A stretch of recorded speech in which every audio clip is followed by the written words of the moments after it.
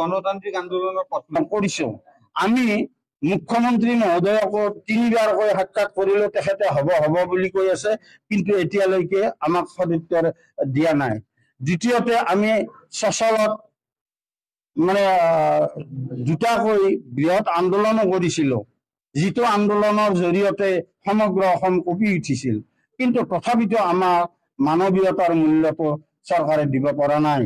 আপোনালোকৰ এতিয়া অসুখ বিসুখ হলে আপোনালোকৰ গোটেই বস্তুখিনি সুবিধা নাপাব, একোই পোৱা নাই আমি। আনকি ৰেচন কাৰ্ডৰ পৰাই হওক বা অৰুণোদয় হওক বা কিবা আঁচনিও আমি নাপাওঁ, যিহেতু আমি চৰকাৰী কৰ্মচাৰী। 7 বছৰ 2 বছৰ চাকৰি কৰিলেও আমি চৰকাৰী কৰ্মচাৰী, সেইকাৰণে আমি একোই নাপাওঁ। সেইকাৰণে আমি এতিয়া যোৱা 3 মাৰ্চতো মাননীয় মুখ্যমন্ত্ৰীক লগ কৰিছিলো, আৰু তেতিয়াও মুখ্যমন্ত্ৰী মহোদয়ে কৈছিল যে আমি 2 মাহৰ ভিতৰত কিবা এটা ব্যৱস্থা কৰি আছো, কিন্তু 2 মাহো উকলি গ'ল, এতিয়াও একো কৰা নাই।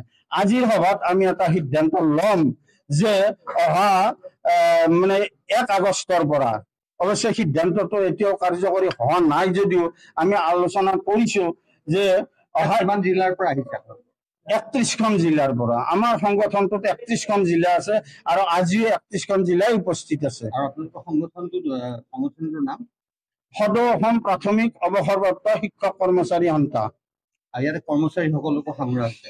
কৰ্মচাৰী মানে আমাৰ ইয়াত কৰ্মৰতও আছে, অৱসৰপ্ৰাপ্তও আছে।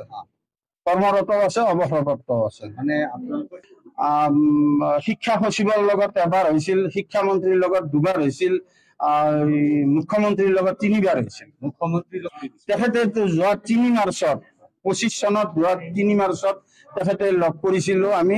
তেখেতে কৈছিল যে অহা 2 মাহৰ ভিতৰত যেনে তেনে কিবা এটা সিদ্ধান্ত কৰিম আমি আপোনালোকক। 2 মাহ মানে হৈ গৈছে নেকি? 2 মাহ হৈয়ে গ'ল।